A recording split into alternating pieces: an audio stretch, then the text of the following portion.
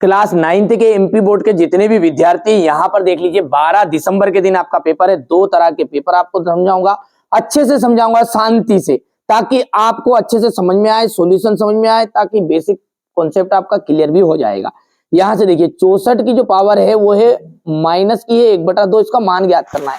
तो यदि हम 64 को सोल्व करते हैं, ये देखिए, तो 2 से देंगे तो 2 तिया 6 और 32 आ जाएगा। फिर 32 को आप करोगे तो 16 आ जाएगा। 16 के बाद में आ जाएगा 8 और 8 के बाद में आ जाएगा 4, 4 का जाएगा फिर 2 और ये 2 आ जाएगा। 2 की घात कितनी हो जाएगी यहाँ पर आप बताइए, ध्यान से देखिएगा। ठीक है, ये हो गया 1 2 3 4 5 6, कितना हो गया है 2 की घात 6 हो गया। ध्यान से देखना आप, अब यहाँ पर मैंने लिख दिया है 2 की घात 6 और पावर क्या है आपकी माइनस की 1/2 है। यहां से आप जब काटोगे तो कितना जाएगा ये, ठीक है, कितना जाएगा जल्दी बताओ।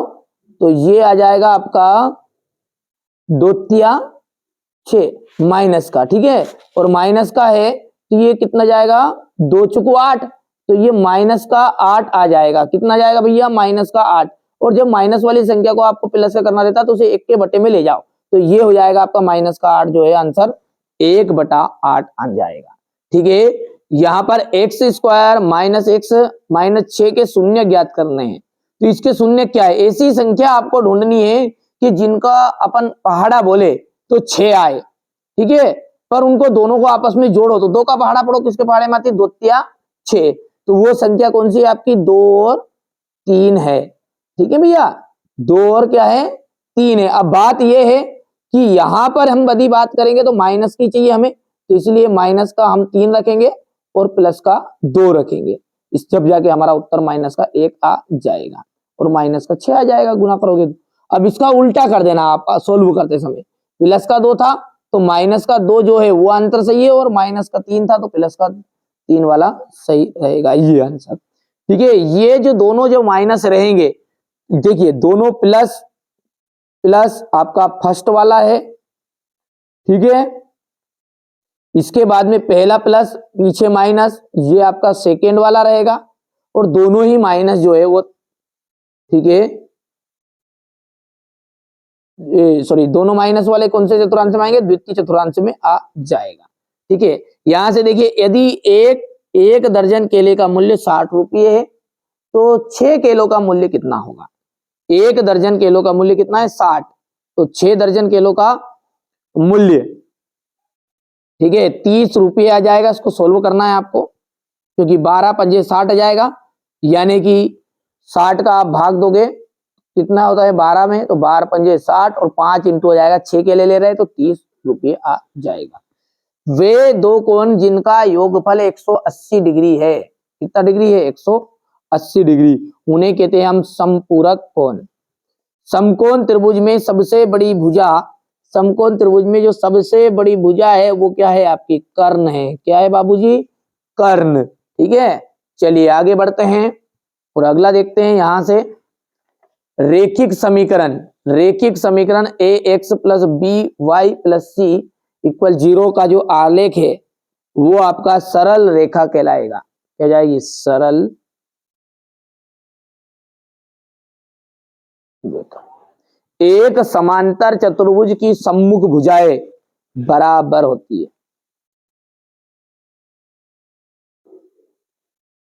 तीन घात वाले बहुपद को क्या कहते हैं, त्रिघात।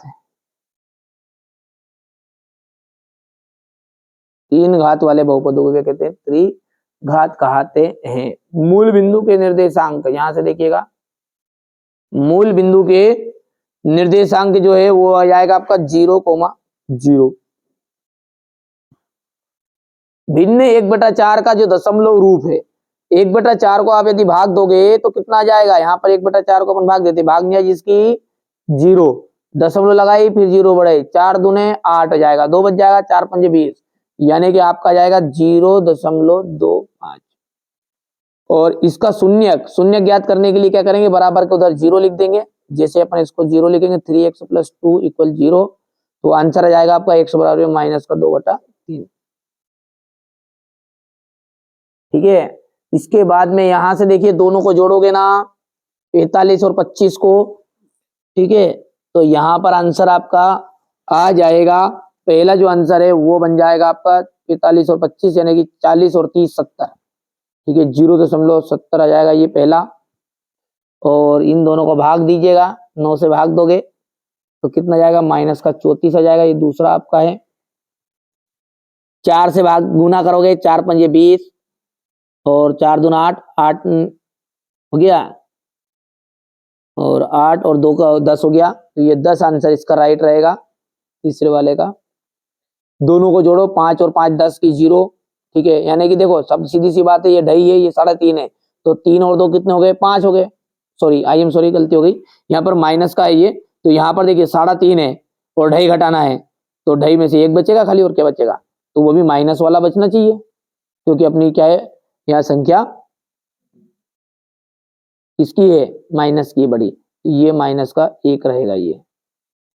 ठीक है, चलिए, तो ये कितना हो जाएगा आपका, चौथा जाएगा। और 4/5 को सोल्व करोगे तो ये माइनस का यहाँ पर अपना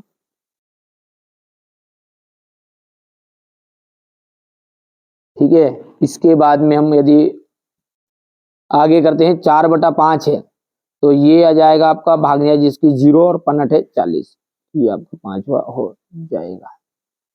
ठीक है, और छठा जो है इसका 0.5 आ जाएगा। कर लोगे। एक रिजु कोण की माप कितनी होती है, 180 डिग्री।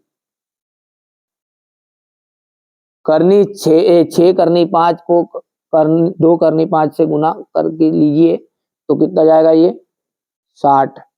दोनों का गुना करोगे ना तो देखो 6 दूने 12 और 5 बाहर निकल जाएगा इन दोनों का घात से, तो 12 पंजे 60। बहुपद 8x³ 12x square plus 6x plus 1 की घात होगी। यहां पर देखो आप, जब घात 3 है तो भाई साहब घात 3 आएगा। बहुपद की अधिकतम घात, जितनी बड़ी घात दिखेगी जिस बहुपद की, वही उसकी घात कहलाएगी, तो यहाँ पर आ जाएगी 3। 7 गुना करो, 3 3 पंजे 15, हासिल आया 1, हाँ, और 5 हासिल आया 1 हो गया, 3 7 21, 21 ने 22, 2 अंक बाद दशमलव, तो 2.25 आंसर आ जाएगा। एक x इक्वल 5 है तो बहुपद में x का मान ज्ञात कीजिए। अब इसका मान क्या करना है, इस x के मान को यहाँ पर रखते हैं, तो यहाँ पर अपन इसको सोल्व करते हैं ना। देखो 5 इंटू कितना जाएगा, 2 की घात 2 माइनस 4 इंटू 2 की घात 2 प्लस 3, यही है। देखो 5 2 दूने 4, 4 पंजे 20, 2 दूने 4, 4 चौको 16 और प्लस 3। ठीक है, अब यहां पर आप गौर से करिएगा, 23 हो जाएगा, 23 में से आपको 16 घटाना है। कितना घटाना है, 23 में से 16 घटेगा, हो गया नहीं ये इतना। चलिए फिर से देखिए, थोड़ा सा गड़बड़ हो गया हो तो x का जो मान है अपना 5 दूने 2 दूने 4 हो गया, 5 को 20 हो जाएगा, है ना। अब ये 2 दूने 4 और 4 चौको 16, 23 में से 16 घटाइए आप, कितना घटेगा, 23 में से 16 घटेगा, तो घटाओ 23 में से 16 तो 17 18 19 20 21 22 23, 7 बच गया है ना। कितना आंसर आ जाएगा, 7 आंसर आ जाएगा। ठीक है, और आयत के प्रति एक कोण कितने डिग्री का होता है, ठीक है, तो वो होता है 90 डिग्री का। चलिए, अब रेखिक बहुपद, रेखिक बहुपद की घात 1 होती है, बिल्कुल बिल्कुल आपका ये बात सत्य है। दूसरा है आपका बिंदु -1, 2 प्रथम चतुर्थांश में स्थित है, ये आपका प्रथम चतुर्थांश में दोनों पॉजिटिव रहते हैं, तो इसलिए ये गलत बात है। तीसरा जो है त्रिभुज के तीनों कोणों का योग बिल्कुल 180 डिग्री होगा। एक ये रेखिक बहुपद है, रेखिक बहुपद का मतलब जिसकी घात 1 हो, ठीक है, तो ये बात आपकी असत्य रहेगी। एक आयत अथवा एक समचतुर्भुज एक वर्ग होता है, ठीक है, तो ये भी आपका एक गलत है। और यहाँ पर y अक्ष पे स्थित है, तो y अक्ष का लिए x का मान 0 रहता, ठीक है, तो ये x का मान 0 नहीं, पहला x का मान रहता, दूसरा y का रहता, तो ये आपके असत्य रहेगी। अब क्वेश्चन नंबर 6 से आप यहाँ से सोल्व कर लेना बढ़िया से। इसके बाद में ये क्वेश्चन नंबर 7 है, यहाँ पर ये 8 है, बढ़िया से कर देना कंप्लीट, ठीक है भैया। ये क्वेश्चन नंबर 9 10 11 12 13, ठीक है, 14 15 हो गया। 15 के बाद में यहाँ से देखिए एक 16 आयत के गुण बताने हैं, बढ़िया से कंप्लीट करना है। ये 19 हो गया है, 20 हो गया है, 21, 22 और ये 23। तो ये टोटल मैंने आपको 23 प्रश्न बता दिए हैं। ये मैंने सेट ए के बताए हैं, सेट बी भी उपलब्ध है, यदि नहीं देखा तो देख लेना और अच्छे से कंप्लीट करना। चलिए मिलते हैं अगले वीडियो में।